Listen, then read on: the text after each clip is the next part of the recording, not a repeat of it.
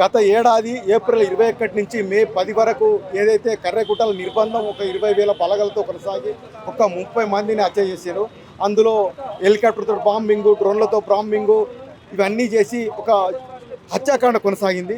అందుకనే మళ్ళీ ఇప్పుడు ఒక 5,000 బలగాలతో కర్రెగుట్టలు చుట్టుకుంటారని మీ మీడియా ప్రతినిధుల ద్వారా ప్రజలకు తెలుస్తుంది.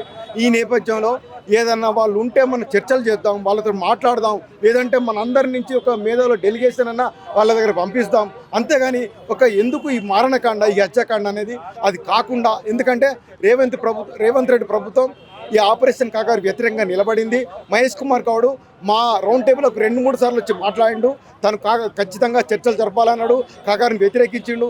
అదేవిధంగా మన సీతక్క కూడా ఈ ఆదివాసుల మీద జరుగుతున్నటువంటి హత్యాకాండను వ్యతిరేకిస్తూ కాకారుకి వ్యతిరేకంగా మాట్లాడుతున్నది. ఈ నేపథ్యంలో వాళ్ళందరూ ఇంత సుముఖంగా ఉన్న నేపథ్యంలో ఒక శాంతియుత వాతావరణం తీసుకురావడం కోసం అధికారులు కానీ, రాష్ట్ర ప్రభుత్వం కానీ, కేంద్ర ప్రభుత్వం ఒత్తిడి తీసుకొచ్చి ఒక మారణకాండ ఆపాలి, మీరు ఏదన్నా ఉంటే చర్చలు జరపండి. ఎందుకంటే 2004లో ఇదే వైఎస్ఆర్ ప్రభుత్వం మంజీరా గెస్ట్ హౌస్లో వాళ్ళని పెట్టుకొని మరీ చర్చలు జరిపిండ్రు. ఒక శాంతియుత వాతావరణం 6 నెలల పాటు కొనసాగింది. అటువంటి స్థితి కొనసాగితే తెలంగాణ ప్రభుత్వానికే మంచి గొప్ప పేరు ఉంటుంది. ఎందుకంటే ప్రజాస్వామ్యబద్ధ రాజ్యాంగబద్ధంగా పరిపాలించిందని. రాజ్యాంగంలో ఎవరిని కూడా ఆయుధాలు పట్టుకున్నంత మాత్రాన హత్య చేయమని, నిర్మూలించమని రాజ్యాంగం ఎక్కడ చెప్పదు. వాళ్ళు ఎందుకు పట్టుకున్నారు, వాళ్ళతో చర్చలు జరిపి ఆయుధాలను విడిపిద్దామని చెప్పి ఒక చర్చల వాతావరణం రావాలి. ఆ వైపుగా ప్రజాస్వామ్య ప్రతినిధులు కదలాలి. ఎందుకంటే అప్పుడు ఎస్ఆర్ శంకరన్ కానీ, బాలగోపాల్ కానీ వీళ్ళందరూ కూడా కన్నాపురాన్ని కలిసి ఒక చర్చల వాతావరణం సృష్టించారు. ఆ చర్చల కోసం పౌరకుల సంఘం ఫ్రమ్ ది బిగినింగ్ కాగారు స్టార్ట్ అయినప్పటి నుంచి కూడా చర్చలు కొనసాగించండి అని మాట్లాడుతున్నాం.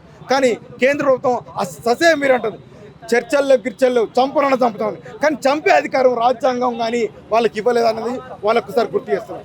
ఎందుకంటే పారామిలిటరీ పథకాలు, ఆయుధాలు, హెలికాప్టర్లు అన్నీ మీ చేతిలో ఉన్నాయని చెప్పి ఆదివాసీ ప్రాంతాలందరినీ జల్లెడ పడుతున్నాడు, కూంబింగ్ చేస్తున్నారు, బాంబింగ్ చేస్తున్నారు. ఇట్లా చేసే అధికారం రిపబ్లిక్ తన ప్రజలను తాను చంపిన అధికారం ఎక్కడుందని సుప్రీంకోర్టు అడిగింది. కాబట్టి ఇప్పటికైనా సరే అటువంటి స్థితి రాకుండా ఖచ్చితంగా ఒక శాంతియుత వాతావరణం నెలకొల్పాలంటే చర్చలు జరపండి.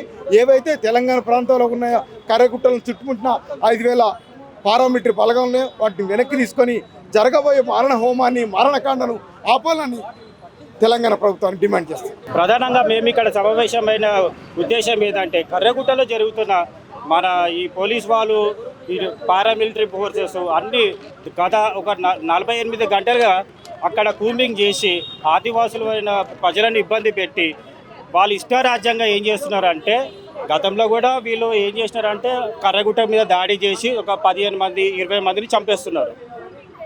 మేము మాట్లాడదలుచుకున్నది ఏంటంటే అక్కడ వెంటనే బలగాలని విరమించుకోవాలి, శాంతిగా నెలకొల్పాలని తెలంగాణలో ప్రభుత్వము మన రేవంత్ రెడ్డి వాళ్ళ ద్వారా డీజీపీ ఒక వైపు అంటాడు.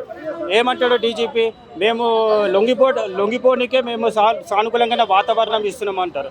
అలాగే ఒకవైపు అలా అనుకుంటాడు రాష్ట్ర ప్రభుత్వం, కేంద్ర ప్రభుత్వం బలగాలన్నీ కర్రెగుట్టలో మన తెలంగాణ ప్రాంతంలో, ఆ మహారాష్ట్ర, ఛత్తీస్గఢ్ ప్రాంతంలో ఉన్న కర్రెగుట్టల చుట్టూ బలగాలు దింపి ఇష్టం ఉన్నట్టు మా ఆదివాసులను చంపే ప్రయత్నం చేస్తున్నారు. దీన్ని వెంటనే ఉపసరించుకోవాలని గవర్నమెంట్ ద్వారా రిక్వెస్ట్ చేస్తున్నాం. ఇప్పుడు చర్చలు మేము ఆల్రెడీ మావోయిస్ట్ పార్టీ ఒక 5 సార్లు లేఖలు విడుదల చేసింది. చర్చలు మేము సానుకూలంగా స్పందిస్తున్నాము, చర్చలకు ముందుకు రండి అని. వీళ్ళు 2 సంవత్సరాలుగా చేయని చర్చలు ఇప్పుడు 40 రోజులు హడావుడిగా 40 రోజులు ఆపరేషన్ కగారు ముగిస్తుందని కాబట్టి మళ్ళీ వాళ్ళ బలగాలు చుట్టుముట్టి ఇప్పుడు మావోయిస్టులని చంపాలని ప్రయత్నం చేస్తుంది. రేవంత్ రెడ్డి గారికి నేను ఒకటే చెప్తున్నానండి, మన తెలంగాణ రైజింగ్ అని ఒక నినాదంతో బయటకు వెళ్తున్నారు. తెలంగాణలో అభివృద్ధి జరుగుతుంది, గత ప్రభుత్వం లాగే మా ప్రభుత్వం కాదు, పౌర సమాజాన్ని కాపాడుతామంటారు. కానీ అది ఆచరణలో మాత్రం ఈ శూన్యం అనిపిస్తుంది. వాళ్ళకి చంపే అధికారం ఎక్కడిచ్చిందో నాకు భారత ప్రభుత్వానికి వాళ్ళకి తెలీదు.